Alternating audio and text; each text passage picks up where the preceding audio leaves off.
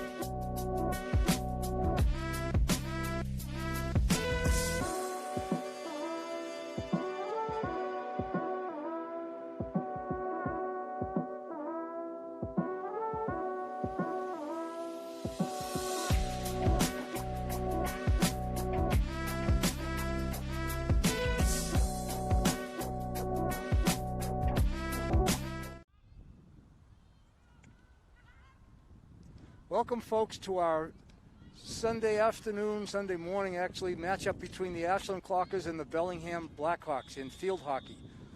Today is the 11th of October. It's the second game of the season, which is very unusual. The season started late, of course, this year because of the pandemic. I'm Bob Tarosian, former coach and field hockey official. I'll keep you posted on what's going on here as far as the game goes and the new rules that have come up because of the pandemic. The first thing you'll see right away is that instead of it being 11 on 11, it's a 7 on 7 game. That 6 players on the field and 1 goaltender. That makes it 7. The field is the same size. The play will be wide open as opposed to a little tighter game with the passing when we had 10 on 10 on the field. Ashland had the original start of the game. It's called a pass back, but it doesn't have to be passed backwards. In any case, the ball is, as you see it now, is in the offensive end for Ashland. Out on the field for the Clockers, the 7 players on the field are Emily Flynn, Amanda Sight, Nicole Moriarty, Maggie Reardon, and number 19, Molly Fleming. The goaltender for the Clockers is Maddie Flynn.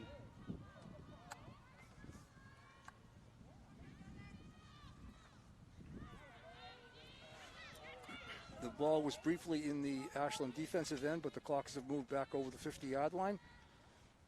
Passing going left and right. Fleming had the ball. It's out of bounds. Tried to make a pass inside, and the ball went out of bounds off of Ashland, so it'll be a 16-yard hit for the Blackhawks. 16-yard is the top of the circle, and the hit can be taken anywhere along that 16-yard line, straight away from where the ball went out of bounds. Anyhow, Bellingham has the ball now, passes it up to number 5, Riley C. We don't have any last names for the Blackhawks today, unfortunately, but we'll give you their first names and their last initial. Taking the hit for the Clockers now is Nicole Moriarty.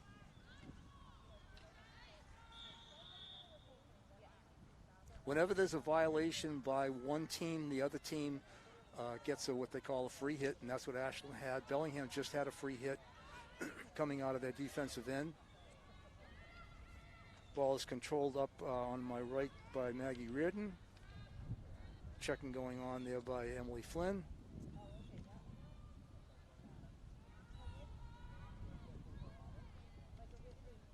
Intercepted pass by Maggie Reardon there. Bellingham tried to pass it down to a player breaking on the at about the 35 or 40-yard line. Anyhow, ball's down back into the Ashland offensive end, and pass to no one. It's out of bounds. It'll be a 16-yard hit for Bellingham coming out.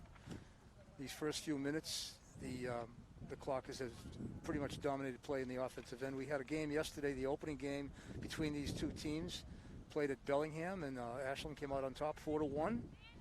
So the Clockers are 1-0 going into the second game of the season.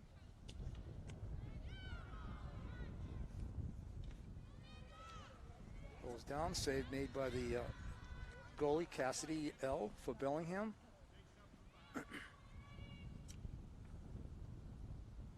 We have a sub coming in for Ashland on the far side. Fleming is going out. We can't catch the number yet of the new player, number 8, Danny Moriarty. And it's a free hit, a side in for the Clockers. That's on the sideline. That means the ball went out of bounds on the side. and the Clockers have a free hit as if it were like on the midfield area, except it's on the sideline.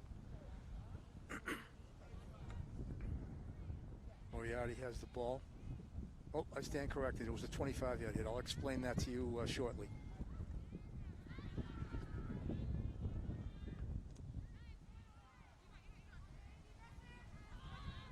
Okay, missed pass. Ball picked up by Kylie W. for Bellingham.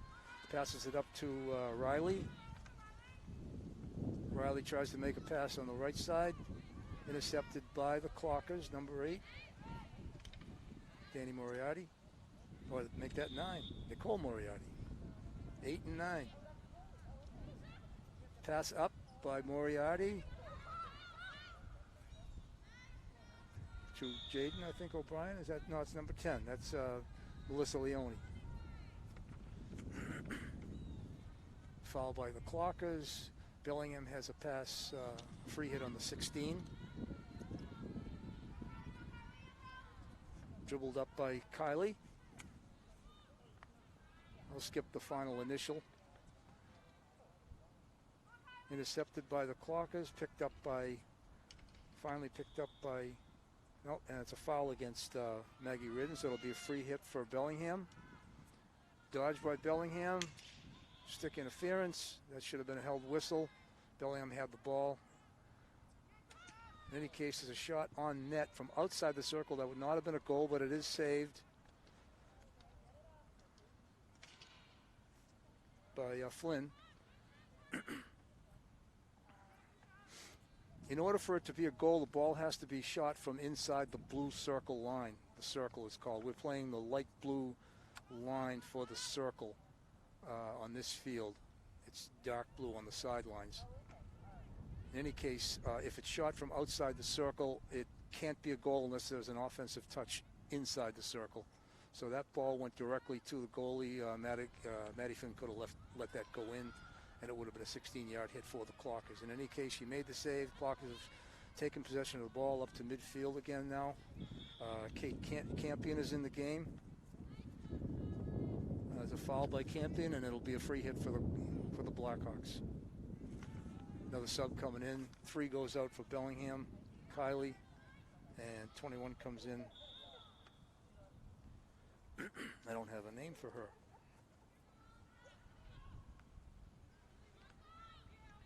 Free hit Clockers at their own 45, 46-yard line. Looks like there might have been an advancing there on the ball. Can't hit the body of the player playing the ball. And if it hits a body, that's called advancing, and that would be a foul against that team, and it'd be a free hit for the other team. And anyhow, in any case, there was missed by the if there was one, it was missed by the officials. The officials for today's game are Jim Risconi and Mike Bissett. Risconi's on the far side. Bissett's on our side, the near side. Bellingham has the ball inside the circle. Foul by Bellingham. That was advancing. The signal with the hand on the foot or the shin. So it'll be a free hit at the 16 for the Clockers.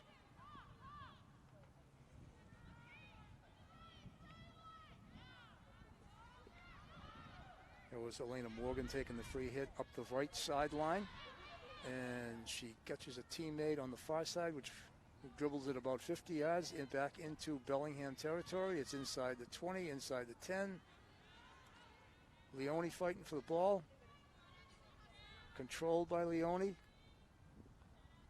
And she's trying to get it into the circle for a scoring opportunity for the Clockers. Pass made by Leone to one of her teammates, which number I can't get, number 3, I guess it is, Natalia Arjona. There was a foul by Bellingham. Actually, it wasn't a foul. The ball went out of bounds, and it was a free hit for the Clockers. Now, when that free hit is taken by the offensive team inside the 25-yard line, it has to be passed or controlled for at least 5 yards by the person taking the hit before it goes into the circle. They can't drive it directly into the circle and maybe even score a goal. It wouldn't be a goal. So you'll see players with that free hit saved by the Bellingham goalie, shot by Leone, I believe. And it's out of bounds, or there's a foul against Ashland. 16-yard hit, top of the circle for Bellingham. Another change this year is that, and this had nothing to do with the pandemic, it had already been decided before the season started, is that we're playing 15-minute quarters instead of 30-minute halves. With the 15-minute quarters, the timeouts have been eliminated, and there is a 2-minute break between quarters and a 5 to a 7-minute break at halftime. So there are 5 minutes and 13 seconds left in the first quarter here at Walker Field. Boy, I'm showing my age here. I said Walker Field, that's at the old place. This is the Cunis Complex. In any case, the ball is inside the circle, shot by Ashland. It misses wide of the net to the right of the net. The shot was taken by Leone out of bounds off the clockers, and so Bellingham will have a free hit at the 16. 3 subs going out, coming in for Bellingham. They're holding the hit a little bit until they can get to full strength again. Once that ball is touched by the team taking the free hit, as just happened there, she didn't move it very far, but she touched it and moved it, and Leone moved right in to try to intercept that pass and cut it off. So any kind of touch or movement by the team taking the free hit will allow the defending team or the opposite team to move in and try to intercept that ball. Anyhow, there was a foul against the Clockers in the circle, and Bellingham again will have a free hit at the 16-yard line. The Clockers are doing a great job of keeping that ball in the offensive end. As long as it stays in the offensive end, Bellingham's not going to be able to score. So let's hope the girls can keep it in that circle area or inside the 25 and continue to have free hits. That was obstruction. The call was obstruction against Bellingham. It'll be a free hit for the Clockers. No, what was the call? Now he's called. Oh, I guess he called the obstruction against the Clockers. So it's Bellingham ball. I thought he signaled for the ball to come inward towards our left. In any case, Bellingham has the free hit at about the 45-yard line. And I'm referring to the 45 and 50-yard line because those are the football lines. But in field hockey, the only ones that really matter are the 25 and the 16. The midfield area is just for putting the ball into play to start a period or after goals. But it's a good reference point for us to tell you where the ball is coming in. There's a save by the goalie, a little bit high, but the official didn't think that was dangerous. So no call on the play. There was a foul by Bellingham. Ashland has the ball. Pass in that was directly into the circle with no touch, but the hit was taken from outside the 25, so that's legal, that's okay. Okay, we've got an out-of-bounds play off of Bellingham. And Jordan Sherman will take the side in. That is inside the 25, so that'll have to be dribbled or passed 5 yards before it goes directly into the circle. Or if a defensive player touches it. In that case, Bellingham did touch it before it went into the circle, so that would have been okay. Smart thing to do would be just let it go into the circle, and then it would be their free hit coming out. Jordan Sherman again take the free hit just outside the circle. Again, she's got to backtrack a little bit, dribble it, control it, pass it to a teammate after she's gone 5 yards. And the shot goes in, and apparently it was deflected. So I didn't catch who deflected that, but there was definitely a deflection. She dribbled it to 5 yards. It was deflected by somebody in there. It looks like they're congratulating maybe number 17, Jordan Sherman. She was the one that took the original free hit, so it couldn't have been her. She got an assist on the play. In any case, with 1:49 left to go in the first quarter, the Clockers have taken a 1-0 lead on that goal. Again, that demonstrated exactly how the play is supposed to work. Controlled dribble outside the 16, pass inside the circle, and hopefully a teammate picks up the ball and puts it in, which is exactly what happened. After the start of the free hit at the start of midfield after that goal, the Clockers took possession again. Again, Sherman taking the free hit, at the 40, passes it directly in, but Halleck is unable to pick that ball up. Was intercepted by Bellingham. But again, the Clockers, despite the interceptions by Bellingham and the stoppages, have been able to get possession of that ball and keep it in the offensive end. That was obstruction by number 6 for Bellingham. What she did was she used her body to block the Ashland player who had a chance to play the ball, used her body to keep her away from the ball. That's called obstruction. It's a foul against the person who commits it.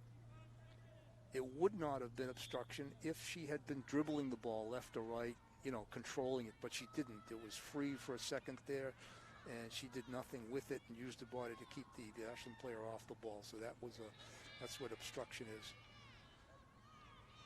Anyhow, we have Cameron Geary on the far side controlling the ball. Coach Molly Bennett is making a lot of substitutions here, keeping the teams fresh with the 7-on-7 or 6-on-6 on the field. You've got a lot of more running that needs to be done than in the traditional 10-on-10 on the field. So team depth is very important, and what she's doing is keeping fresh players out there all the time. And that is the end of the first quarter here at the Cunis Complex. And the score is 1-0 in favor of Ashland. And before I forget, get a chance, I want to give some credit to our sponsors of our telecast. Healthcare Technology is number one of our sponsors. The Technoplex Complex over on Homer Ave 135 is also a sponsor, and Townhouse Pizza. Those are our 3 sponsors of our broadcast, and we appreciate their participating in the athletic programs here at Ashland High School and giving us the funding necessary to bring you these broadcasts. This year we have 5 televised broadcasts of field hockey. This is the first one. There are one more in October, I believe, and 3 in November. As I look over at the clock, I'm an official myself. They must have put 2.5 minutes on the clock, which is incorrect. It's supposed to be 2, but we won't complain about that.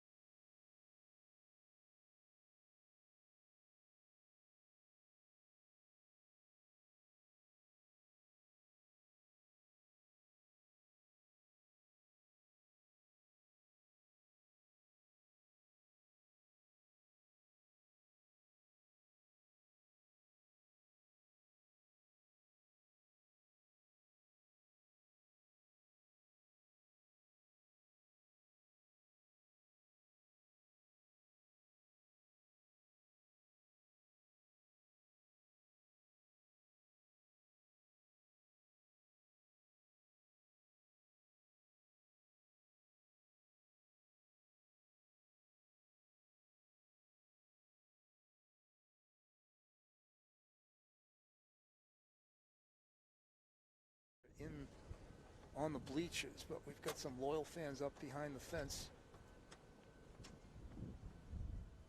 And we're getting ready to start the second period. And because the Clockers had the ball, and apparently took the ball or won the coin flip, whatever it was, to start the game, they're also starting with the ball in the second quarter.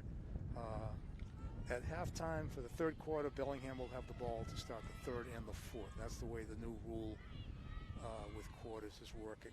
Normally it would have been white taking it off to start the half, the first half, and black the second half.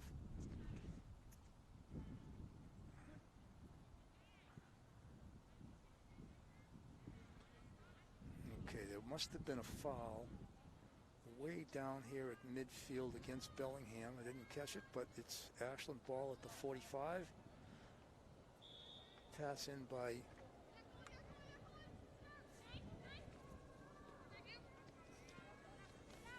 quickly by Elena Morgan, and it gets close to the circle and intercepted by Bellingham. Number 3 comes out with it. It's Kylie. Back to Emily Flynn.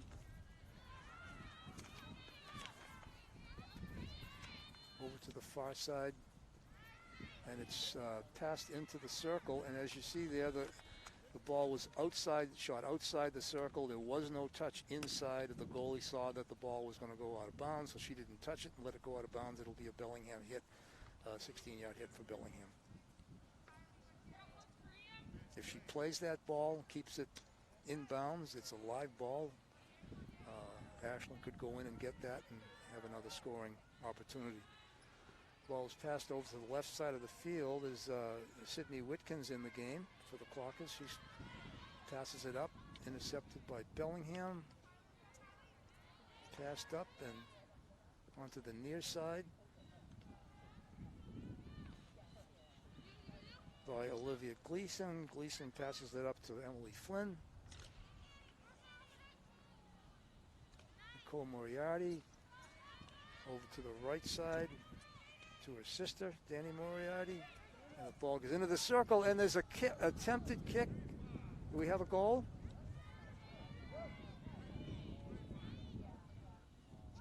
What do we have here? It looked like a shot on goal inside the circle. The goalie whiffed on it, it looked to me, but maybe she was just lifting her foot to get it in. Well, okay, it wasn't a goal, but it's a 25-yard hit. It went out of bounds. It must not have been shot from inside the circle. So then she touched it, and it went out of bounds, actually in the net. So that would be an Ashland ball. That's why there was a 25-yard hit. We've eliminated the corners this year. That's because of the pandemic. So whenever there's a foul inside the circle, instead of having that setup where you see 4 defensive players and the goalie and net and the other 6 players, the other 6 field players going to the 50, and the offensive team having a good opportunity to score a goal with an injection and then into the circle, the MIAA has eliminated the corner for the 7-on-7 game, and instead it's a 25-yard hit for that team that would have gotten a corner. That is not, the 25 hit is not as good a scoring opportunity as a corner would be. But the idea was to keep close contact between the players at a minimum. So that opportunity that teams used to use as a good possible scoring chance has been eliminated, and we have that 25-yard hit. And of course, the 25-yard hit means that the ball has to be passed or dribbled 5 yards before it can go into the circle. So the players have less of an opportunity when there's a foul inside the circle. Of course, it being 6-on-6 on the field opens play up, and people thought it would be we'd have a higher scoring game, and there have been some higher scoring games at the high school level that I've seen. 8-0, 9-1, 10-0, but I've also seen just as many 2-1, 3-2 scores as well. So we'll see how that works out over the course of the season. Anyhow, Bellingham just passed the ball, and as you can see there, nobody had touched it, and the Ashland player whose number I didn't catch, I think it was Molly Fleming, anyhow, she let it go out. And so Ashland has that free 16-yard hit, 16 yards away from the end line. And her pass is untouched up over the 50 before Bellingham gets it, but there's a foul committed by Bellingham. Clockers have the ball at their own 45, we'll call it, their own offensive 45.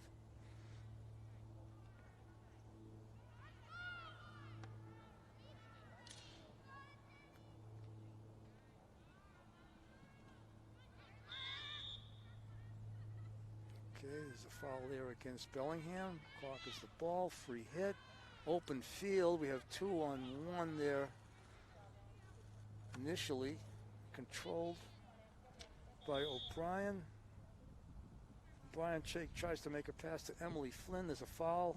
Looked like it was a foot contact by Bellingham, so the Clockers have a free hit at that broken line, which is 5 yards away from the top of the circle.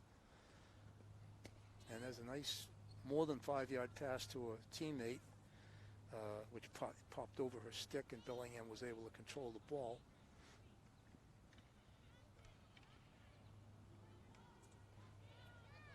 The race to the ball. Clockers take advantage of the speed of that player on that side. Control it. It's into the circle, but there's a foot call. That was Kate Campion who made that nice play. But there's a foot contact inside the circle by the Clockers. Bellingham will have a 16-yard hit. We have 9 minutes to go here in the second quarter.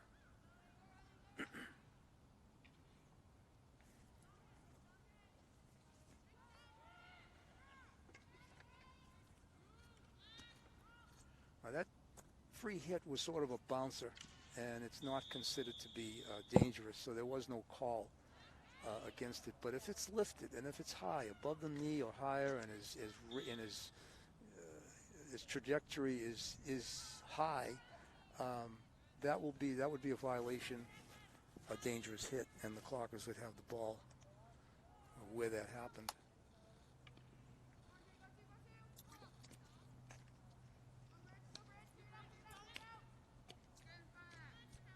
Nice pass into the circle. There was Natalia Arjona. And the receiver of that pass was Kate Campion. Couldn't do anything with it, but there was a foul by Bellingham. And it's a 25. Again, that was a foul inside the circle, so that would have been a corner in the old days. In any case, this year it's a 25 hit. Going in, Campion has the ball. She dribbles a little bit, tries to make a pass through two Bellingham players. That's intercepted. But there is a foul there by Bellingham. I don't know what, he didn't get a signal on that, so I don't know what the problem was. But again, it's a free hit for Ashland. 25-yard hit. Pass to a teammate. And she's able to pass it into the circle. Bellingham attempts to clear the ball to the far sideline, but apparently it went out of bounds off of Black, so it's again a 25-yard hit. It's a 25-yard. Getting windy here. We're getting gusty for the Clockers. That's Jordan Sherman taking the hit. A little bit of a dribble. Not 5 yards there, but she gets away with it.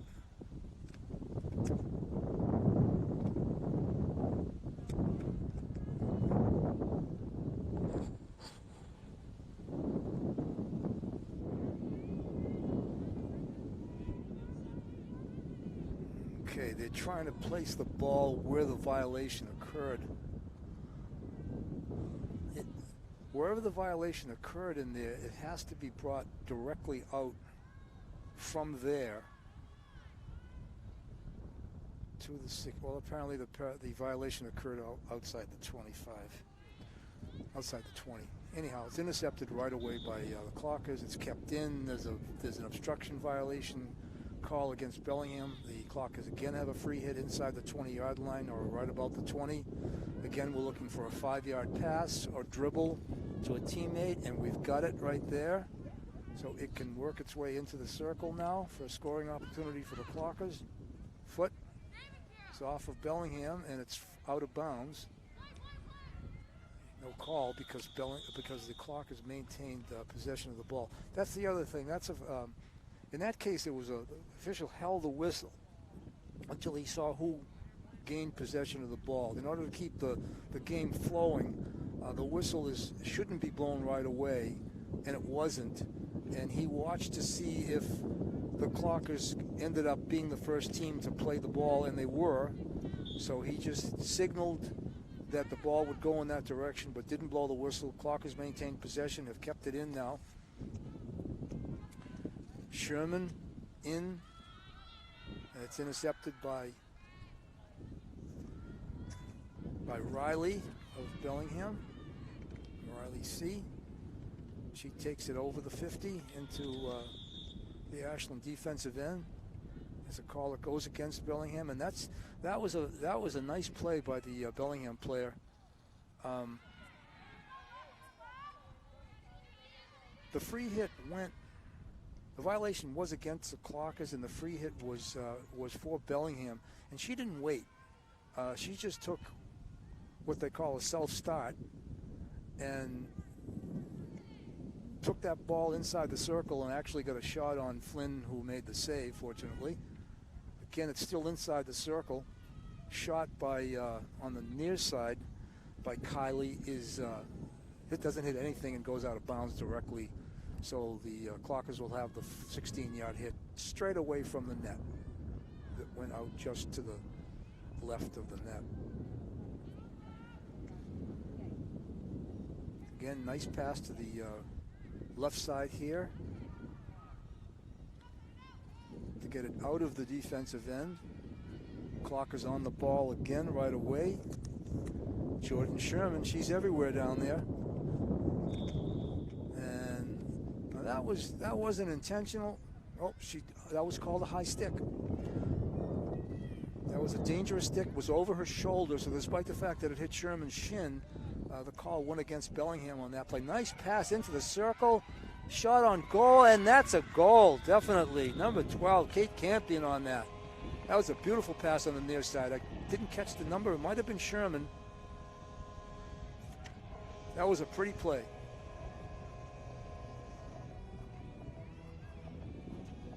Kate Campion, the goal. 3:18 to go here in the second quarter, and the Clockers are taking a 2-0 lead.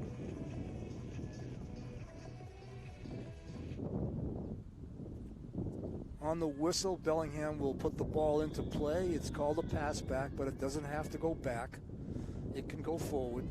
Teams like to actually pass it back to a teammate so they'll have control. That was high off. It was high off the Ashland stick, and it hit the player just below the shoulder. So that was, again, it wasn't intentional, but it was high and did hit her. So the call goes against the Clockers. It'll be Bellingham free hit from just about the 50-yard line.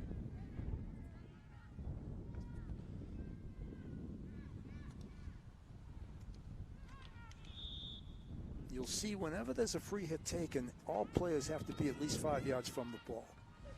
That's again and that's an air dribble. Nice air dribble by the Bellingham player, number 6, Sherry M. The air dribble is a skill. It's very, very good skill. But if there's a defensive player in front of her, she has to avoid that player. She cannot go straight into her with that aerial dribble.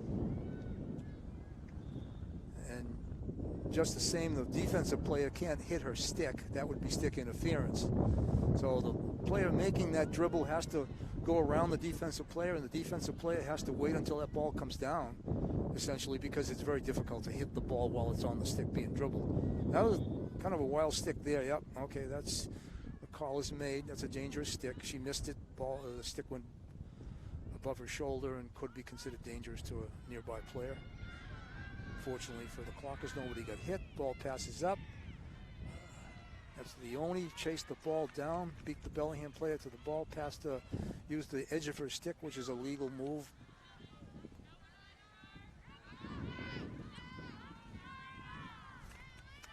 But again, it comes back to midfield. I think that might be the same play that was called for that dangerous stick earlier. But she made contact with the ball, Sherry, and she was able to keep her stick below her shoulder. So there was no call. Ball's inside the circle. Didn't catch what the foul was or where it was. It looks like it was against the Clockers, but where the ball is going to be put into play, we'll have to see.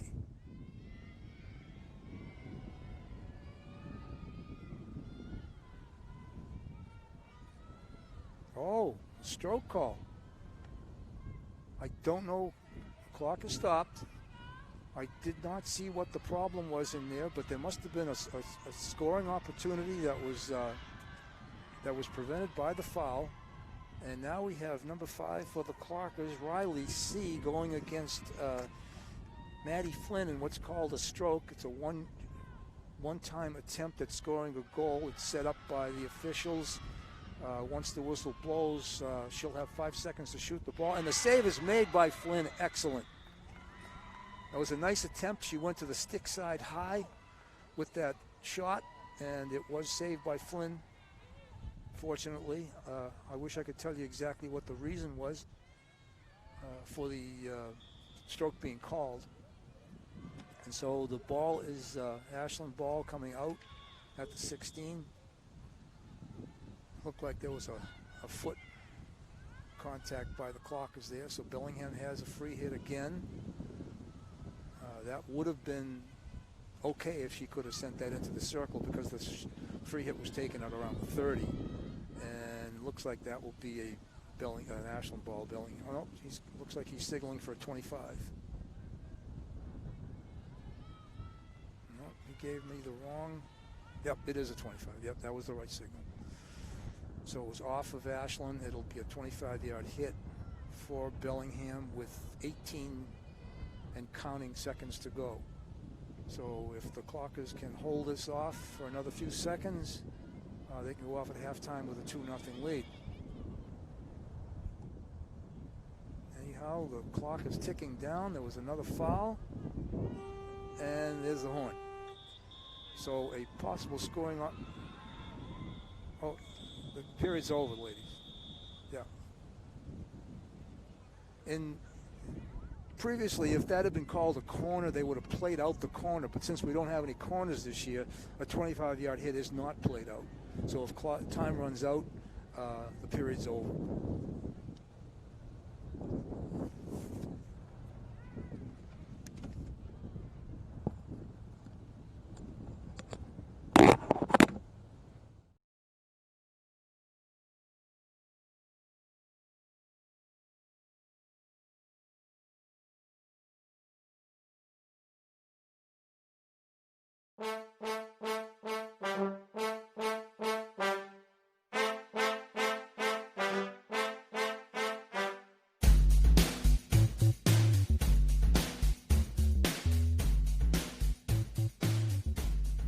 Today's sports coverage on WACA-TV is sponsored in part by Healthcare Technologies, a specialty medical device distribution company that has been servicing the New England and Mid-Atlantic regions since 1989. HCT services primarily the acute care markets, but also works with local home cares, compounding pharmacies, and EMS agencies throughout the region.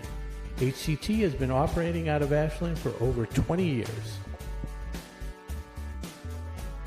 Today's sports coverage on WACA-TV is sponsored in part by Technoplex Flexibles, a globally integrated company focused on developing and manufacturing innovative packaging materials. The Ashland facility produces packaging for medical devices and essential products to help in the battle to treat and eliminate COVID-19. Technoplex Flexibles Ashland is a proud sponsor of the Ashland boys and girls soccer team, and we look forward to a great 2020 season. Go Flyers!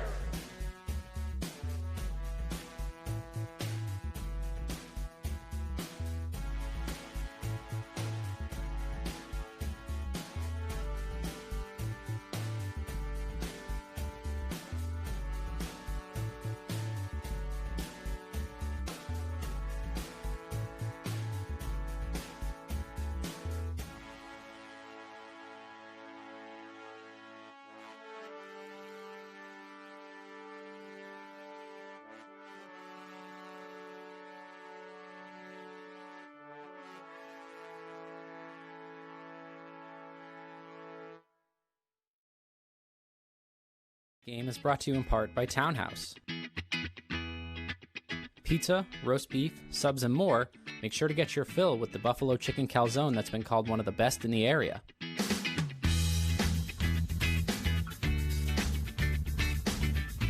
Located at 300 Elliott Street in Ashland, give them a call at 508-881-3600 646-3010 or find them on the web at townhousepizzaroastbeef.com.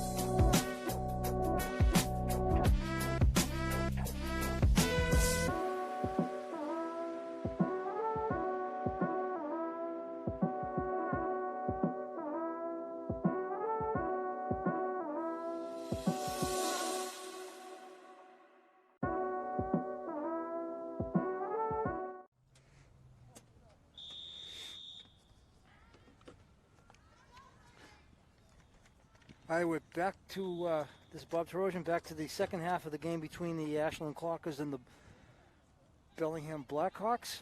The Clockers took a 2-0 lead in the first half. Again, I'd like to thank our sponsors, Healthcare Technologies, the Technoplex Complex on Homer Ave and 135, and Townhouse Pizza for allowing us to have this game on air and give you folks that don't have a chance to come to the field and watch your daughters play, be able to watch the game and enjoy it. The game has started. It's less than a minute into the second half, third quarter. Bellingham had the ball to start the third, and they will have it to start the fourth quarter.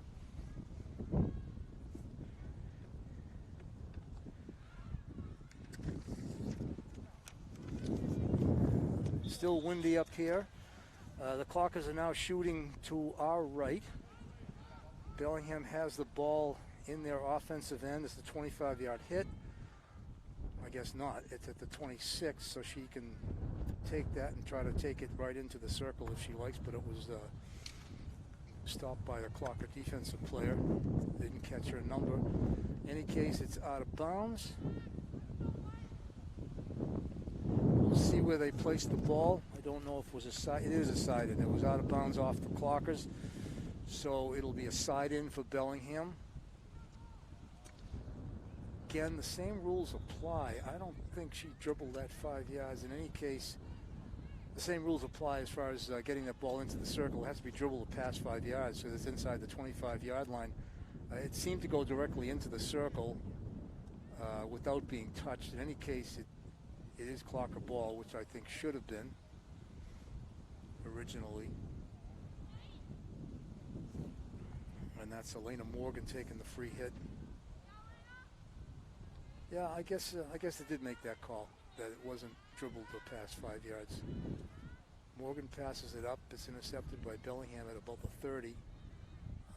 Her pass in is intercepted by the Clockers, and the Clockers are on the way into the offensive end again.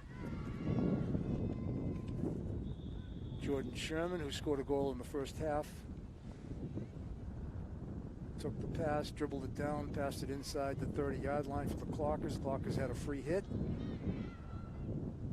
Appeared to be Melissa Leone. Again controlled by the Clockers, Elena Morgan. Into the circle. Save is made by the Bellingham goaltender, and that was dangerous. She didn't have to save it. I thought that shot was outside the circle. In any case, the high kick is considered dangerous. That would have been a corner any year but this. Instead, it's a 25-yard hit for the Clockers. Okay, there's your 5-yard movement. Went back to Moriarty, Nicole. She's unable to get it into the circle, but that's a good way to take care of that 5-yard pass or dribble requirement on that free hit with a teammate directly behind you at 5 yards, and then she can send it right into the circle, which is what Moriarty tried to do, and she couldn't. In any case, the ball is moved down into the Ashland defensive end. Bellingham has a free hit just outside the 20. Intercepted, stopped by the Clockers. Again, the Clockers are playing very good defense. They, even when Bellingham gets the ball into that offensive end, the Clockers are able to stop any kind of scoring opportunity. And we had obstruction call against the Clockers. A player can't, obstruction is, one of the calls on that obstruction is that a player can't herself get in the way of a opposing player playing the ball. And it's a little difficult to describe. You've got to see it, but that's likely what the call was.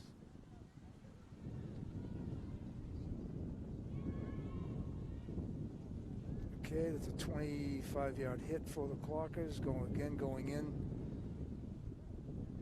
Best defense is a good offense, so as long as the Clockers can keep the ball down in this scoring end, that 2-goal lead looks formidable at this point.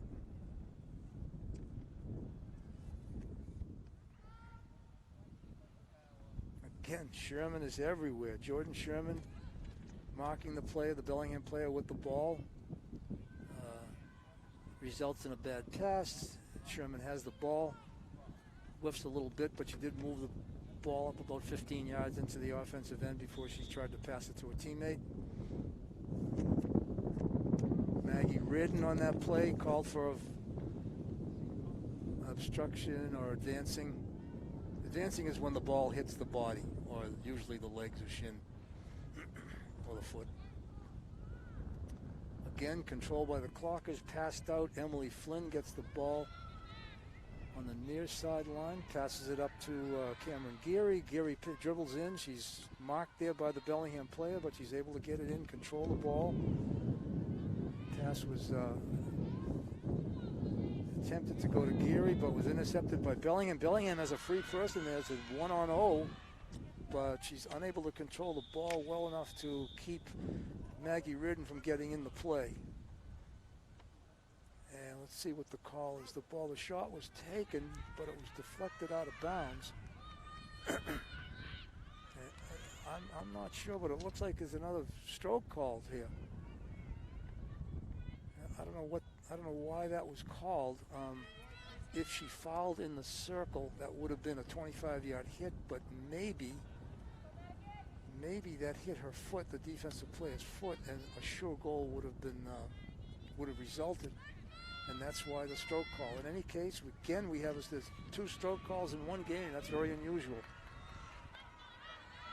But there's a mark in front of the net, 7 yards away, where the shooter will have the ball. The official will ask the goalie if she's ready, the shooter if she's ready, and then blow the whistle, and the shooter will have 5 seconds to take some kind of a shot without moving, only moving 1 foot forward. There it is right there. She goes directly into Flynn, and Flynn makes that save. That was an easy save. The idea with that stroke is to go left or right of the goalie and make it difficult for her to move one way or the other. So when it comes directly in on the pads like that, the attempt is not a very good attempt. Anyhow, again, as we had in the first half, it's a 16-yard hit coming out because of the failed stroke attempt for the Clockers. She tries to get through those 2 Bellingham players, and she does. She maintains, Clockers maintain possession. Pass attempt is intercepted by Leone.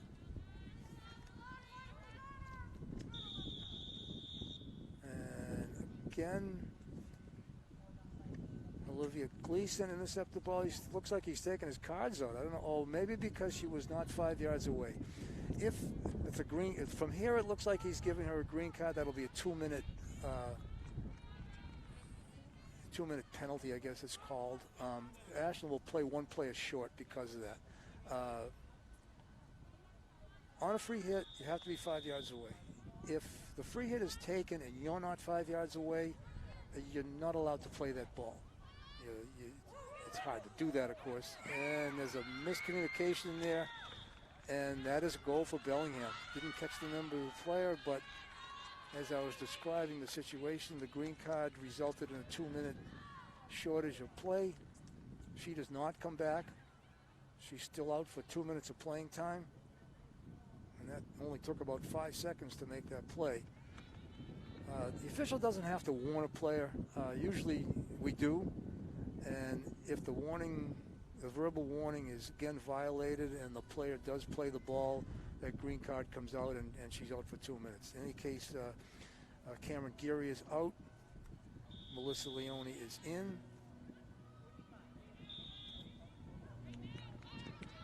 Pass back must have hit her foot over there. So again, Bellingham has the ball with this 1 person, 1 player advantage.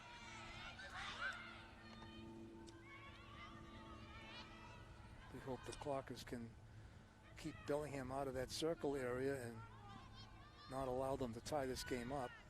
With 7:22 to go. I didn't catch the time of that 2-minute penalty that was called against the Clockers, but we'll call it when she gets in. Leone maintains, keeps the ball in the field of play and dribbles down.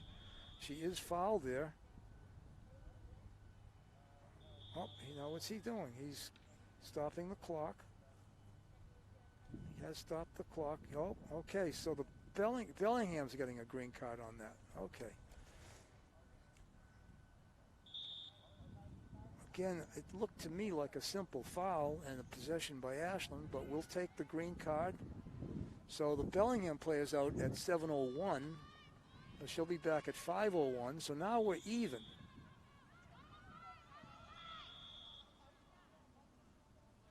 Okay, ball's out of bounds off Ashland, so it'll be a 16-yard hit. So it's 1, 2, 3, 4, 5 black and 5 white. And as soon as Sherman comes back in,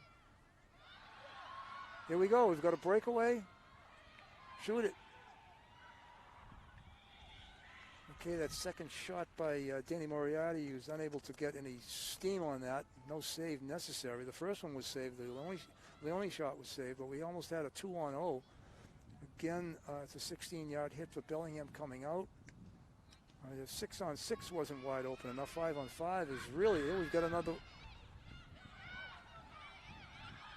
break, another possibility for a shot. She was unable to get the shot off, Danny Moriarty. Driven out by Bellingham, brought back inside the 30, intercepted. I'm still looking across the field. She's back in. Okay.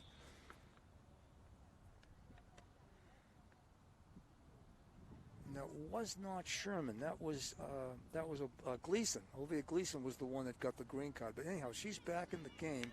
We've still got close to about 45 seconds before Bellingham is at full strength. So we've got an opportunity here if we can get the ball into the circle to maybe make it a 2-goal advantage again. Side-in is being taken on the near sideline by Sidney Whitkins. Pass in was intercepted, but Olivia Gleason gets the ball at the 50. She's trying to work it into the offensive end. Pass up there to Natalia Arjona. Arjona dribbles in, makes a nice dodge. Passes in, almost made its way to Elia Halleck, and it is in the circle now. And Bellingham now is at full strength, so we have 6-on-6 on the field again.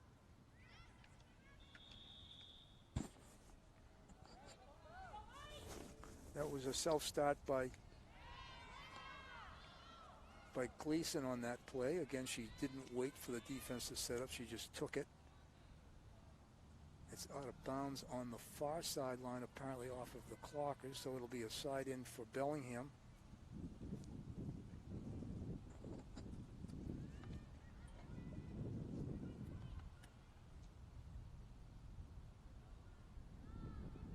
Free hit goes through, but it's intercepted, picked up by Halleck there.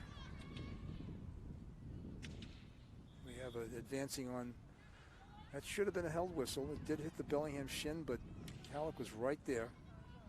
In any case, we'll take it. It's our ball. It's in the circle.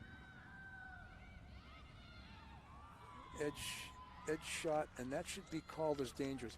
Whenever the edge shot, the stick edge shot is taken, it has to stay flat on the ground. If it's elevated in any way, it's considered to be dangerous, no control, showing no control on that. Again, that was right at a player. I would have called that a dangerous hit on that 16-yard hit by Bellingham. But yeah, the edge, using the edge stick is a skill, but the player must show that she has the control of the ball and not lift it. Especially when it happens inside the circle, it's going to be called right away.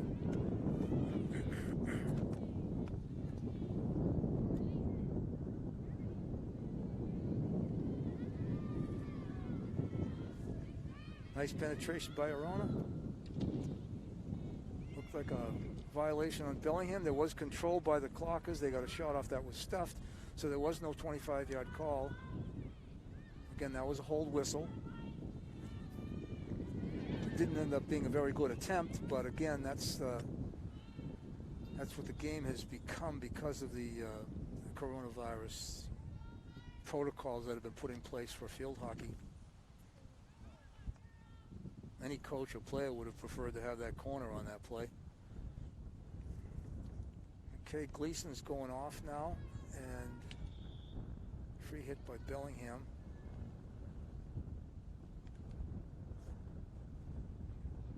Gleason's off, and looks like Sherman's in.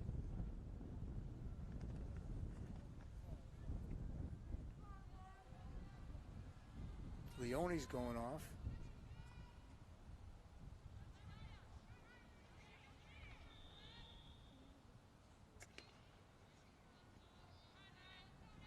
Nobody came in for her. 1, 2, 3, 4, 5. There are only 5 Ashland players. Now, I didn't see a card come out, but Leone's apparently gone off, and she's staying near the scorer's table, which is where a person who's been carded is supposed to stay. The clock should have been stopped on that if there was a card given to Leone. So I don't know why that is or how long it's for.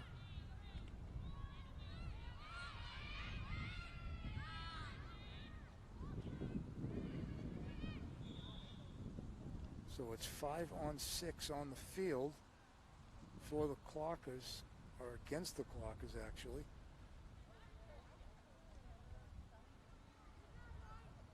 The last time it was 6-on-5 against the Clockers. Bellingham scored the first goal, their first goal, so hopefully the Clockers can play a better defensive set this time during this penalty against the Clockers. And hopefully it's only 2 minutes. If it was green, which I didn't see, it would be 2, but if he'd given a yellow, she'd be off for 5. But we're down inside a minute to go in the third quarter here. And that shot is out of bounds. Our pass actually shot it out of bounds off of Bellingham, so it'll be a 16-yard hit for the clock is coming out with 37 seconds and counting to go here in the third quarter, and the Clockers still maintaining a 2-1 lead. I still see Leone standing by the scorer's table.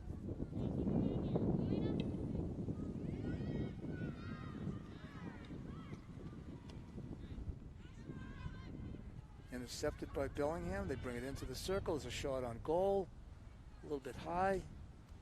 I don't know if he called that dangerously high, but in any case, the ball will be the Clockers coming out at the 16, but they will not get that off because there's less than 4 seconds to go. 3, 2, 1, 0. There's the horn for the third quarter. So at the end of 3 quarters now at the Cunis Field at Ashland High School, it is Ashland Clockers 2 and the Bellingham Blackhawks 1 with 15 minutes to go. Again, I want to recognize our sponsors, Healthcare Technologies, the Technoplex Complex, and Townhouse Pizza. Those are 3 sponsors that are allowing us to have this game brought to you on Ashland Cable. There are 4 more games that are on the schedule. We hope you'll tune in and watch these games and watch your favorite players play the game of field hockey here at the Cunis Field.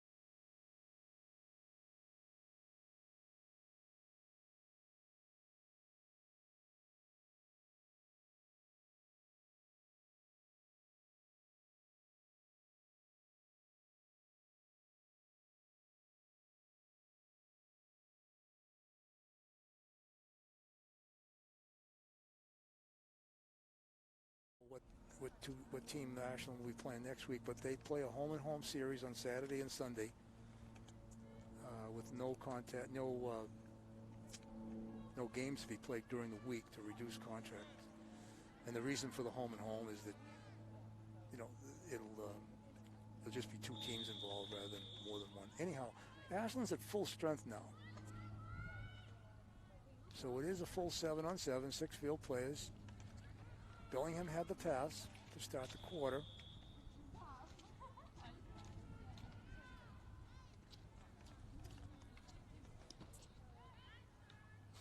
bouncing pass goes across the 50 into Bellingham offensive end. There's a quick little stick work by the Bellingham player to get it into the circle, but it is intercepted by the Clockers, controlled by the Clockers. Foul committed by Bellingham, so it'll be a 16-yard hit.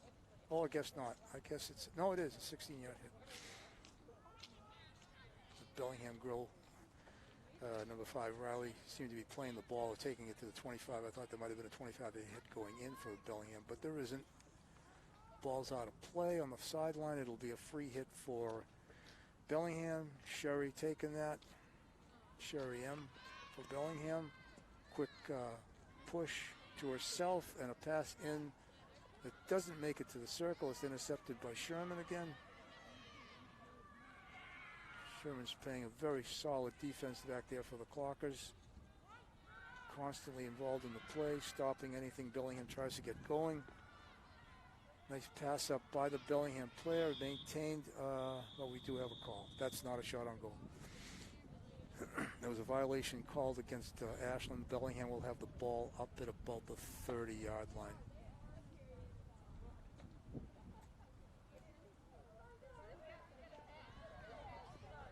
That was Natalia Arjona, who thought she had a shot on goal.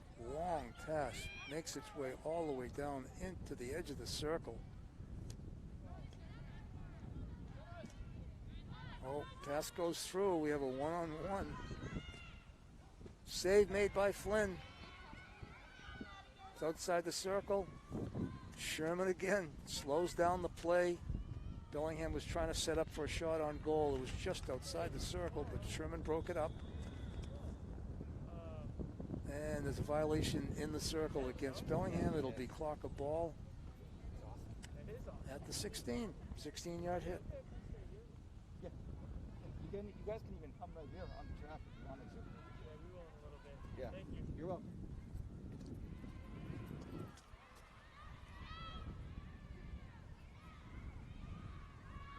Ooh, nice play, nice pass, shot on goal, and it is a goal. It's a goal, number 3, Natalia Arjona. I didn't catch who made that pass, but that made it happen. It freed her up, past the defense. Arjona maintained control and put it past the goaltender to make it a 2-goal lead again for the Clockers, 3-1. We have 12:08 to go in the game. Arjona the goal. A couple of subs came in. Arjona's out. Cooney is in. Danny Moriarty.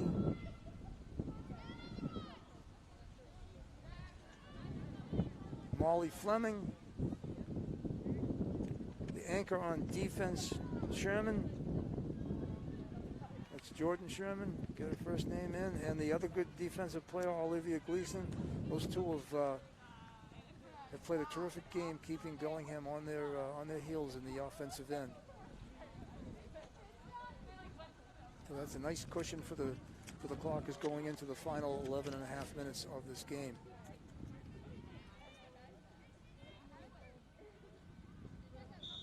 A little bit of foot contact, leg contact, so advancing call against the Clockers. Bellingham has the ball, free hit. Stopped outside the circle by Gleason. Gleason controls, tries to get it out. She's marked very tightly by the Bellingham player, Kylie W. And it's a free hit for the Clockers. Not strong enough to make it through to Cooney. Intercepted by Bellingham. It's out of bounds. It'll be a side in for Bellingham again. Sherman's out for a break.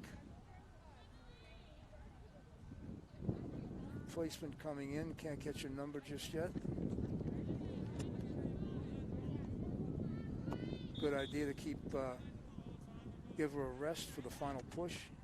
It's nice having that 2-goal lead. Looks like number 1, Joanna Geary, is in the game for Sherman now. It'll be a free hit for the Clockers, again from the 16, top of the circle.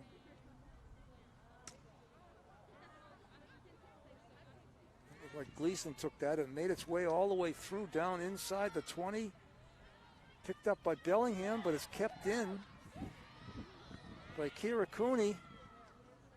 And she has some help, and now we have a free player at the top of the circle. Oh, too bad. Hit her feet. She had a 1-on-0, one on the goalie. If she could have maintained that. That was Molly Fleming. Stop, nice stop by Cooney.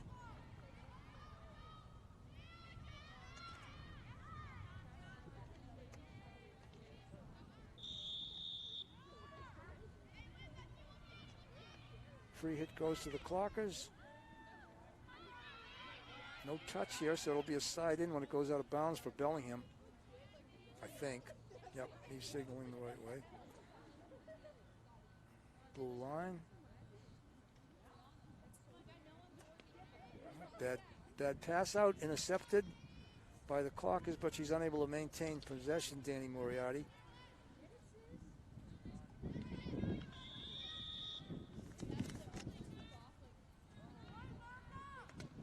Free hit. Bailey touched by the Clockers, and it's inside the circle. It's a 2-on-1. Backhand. Oh, nice. Couldn't see. Yep, that is a goal. It did go in.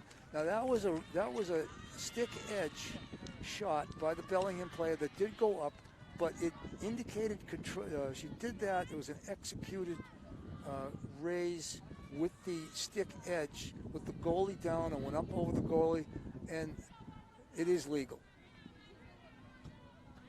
So Bellingham is now again within one goal. It's 3-2 with 8:41 to go in the game. Oh, pass intercepted. Bellingham is off to the races again, slowed down a bit. Okay, yep, that's the right call. That was obstruction by 21 for Bellingham. Clocker ball, free hit, open on the side.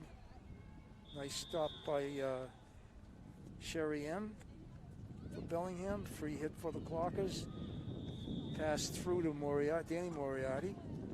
Well, looks like he's reaching in for a card. I think we've got another 5-yard violation on, I would imagine, Bellingham, because Ashland had the free hit. Yeah, that's a violation. I didn't see what color that was, though. It's at least a green. It's at least 2, if not 5. It should have been upgraded to 5 because we've had that already. So we do have now a 6-on-5 for the Clockers on the field.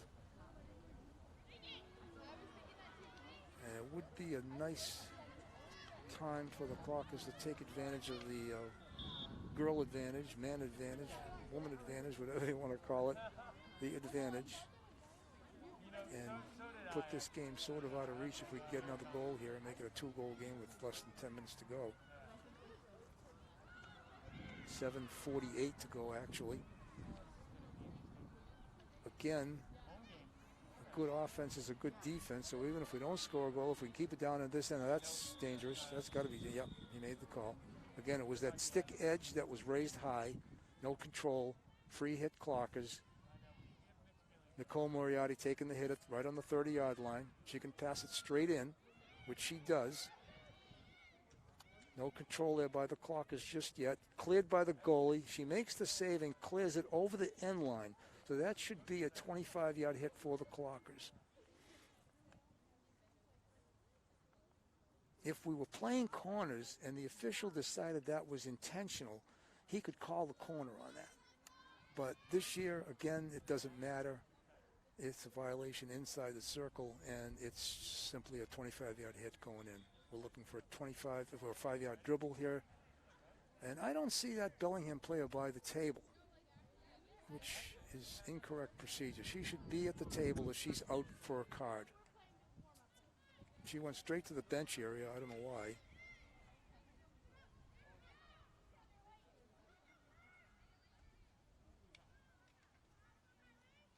Jim Rusconi, a very experienced official on that far side. There was a foot against the Clockers, number 9, Nicole Moriarty.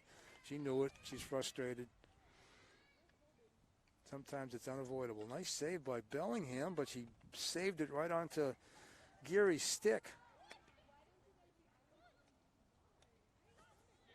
And Nicole Moriarty gets a chance to make up for that unintentional foot and passes over to her sister Danny. And Danny dribbles in. She's in the circle. Shot on goal. Saved by the goaltender. It should be a 25-yard hit for the Clockers. If that was the case, it went out of bounds off of the Bellingham goalie. Cassidy L., her name is.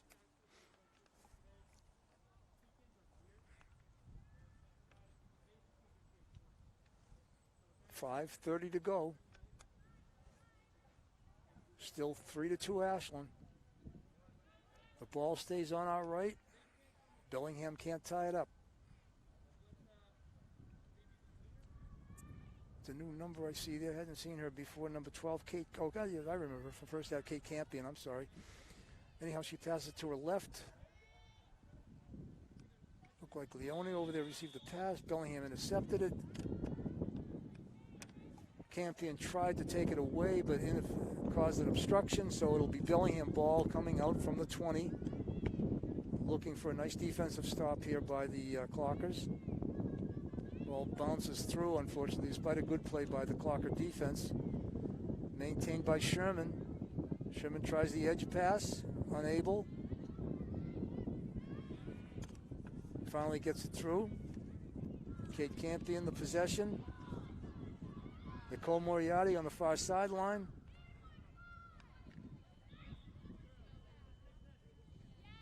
And we have a call going against Ashland. I don't know what the call was. Didn't see. It must have hit her foot.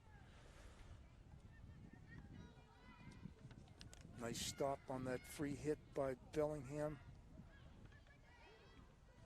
And it makes its way through. It's inside the circle. We have a 2-on-1 Clockers pass. And a goal! Nice pass and a nice goal. That was Leone scoring the goal on that pass by Arjona. And we now have a 4-2 game with 4 minutes to go.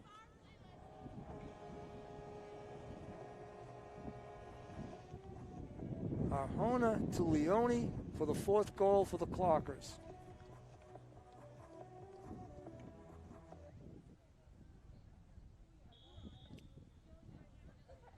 One, two, three, four, five. We still have Bellingham down a player. So that must have been at least a 5-minute card, a yellow card on that Bellingham player. And she's not coming in. It's still 6-on-5 on the field for the Clockers. The player that just came in for Bellingham was a sub for a player that was already on the field. Still don't see that player that went out. I'm wondering now if she got a red card. And if she did get a red card, she would be out for the entire game, the rest of the game. Okay, that side in goes all the way through. It doesn't look like it got touched by anybody, so it's a 16-yard hit for the Clockers. Time is winding down. We're down to 3 minutes to go.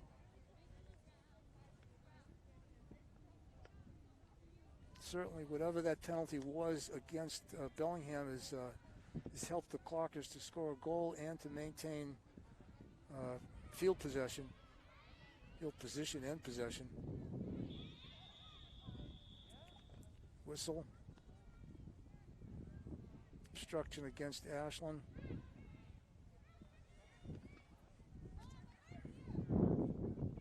Nice reverse stick right through again. We found Jordan O'Brien open over there on the far side. Didn't maintain into the circle, but she did pass it into the circle.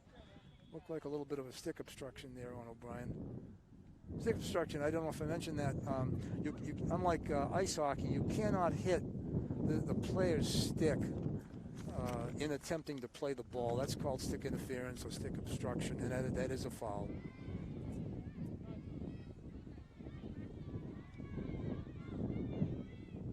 Shot. Oh, yes, nice goal. Jaden O'Brien somehow made it through the one or two players that were down there, bounced a little bit. They were unable to control it, and O'Brien is right there waiting to put it in. The goalie was slow to react, cast the L for Bellingham. And with 1:51 to go here now, it is 5-2 Clockers. And Bellingham is still playing down one player. So I'm going to speculate that player, whoever she was, and that's why she went to the bench area. She got a red card and she was out for the rest of the game. And that's a foot obstruction there, dancing there on Bellingham. There'd be a Ashland free hit from the 35.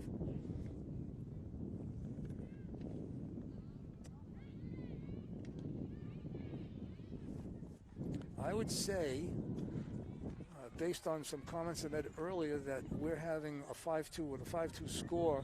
We're having one of those higher scoring games with the 7-on-7 play this year, pandemic induced, rather than a lower scoring game. Ashland has had some nice breakaways that resulted in goals. Nice interception stop. And nice dodge dribble. And she's all the way down inside the circle. Weak shot on net, but there's a deflection there. It's in. It's in. That looks like there's green. I've got a goal there. No signal. There was Danny Moriarty dribbling all that way down. What was the call? No call. Well, from here, with no binoculars on it or telescope, it looked like the ball was in the net with green between the ball and the line. In any case, it was ruled no goal. That would have been a pretty goal. And Ashland keeps it in. That would have been off Ashland, so that was maintained in possession inside the circle. And the goalie kicks it out. That'll be a 25-8 hit for the Clockers. That was Jaden O'Brien again with that attempt earlier, just a few seconds ago. He's looking for another goal. 40 seconds to go, under 40. And it is a 20. Oh, I'm sorry. It was 4 seconds to go. That's the end of the game for the Clockers here, and they've taken a 5-2 win today after a 4-1 win yesterday. So after 2 games in the weekend series against Bellingham, the Clockers are 2-0 going into the second week of the regular season next Saturday.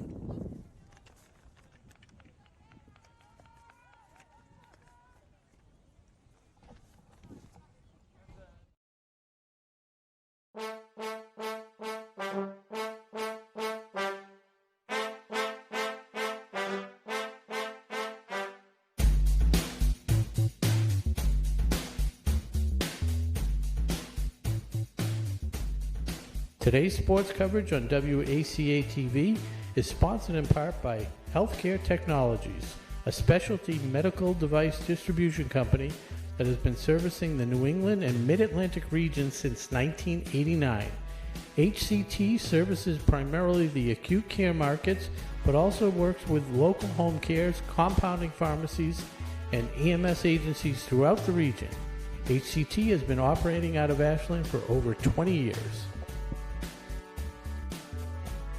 Today's sports coverage on WACA-TV is sponsored in part by Technoplex Flexibles, a globally integrated company focused on developing and manufacturing innovative packaging materials. The Ashland facility produces packaging for medical devices and essential products to help in the battle to treat and eliminate COVID-19. Technoplex Flexibles Ashland is a proud sponsor of the Ashland boys and girls soccer team, and we look forward to a great 2020 season. Go Clockers!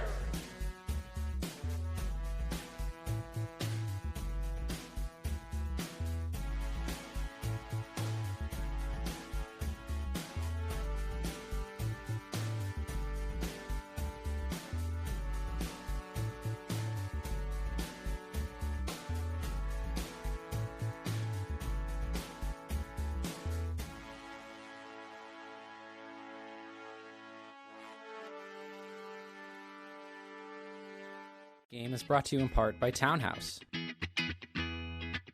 Pizza, roast beef, subs, and more, make sure to get your fill with the buffalo chicken calzone that's been called one of the best in the area.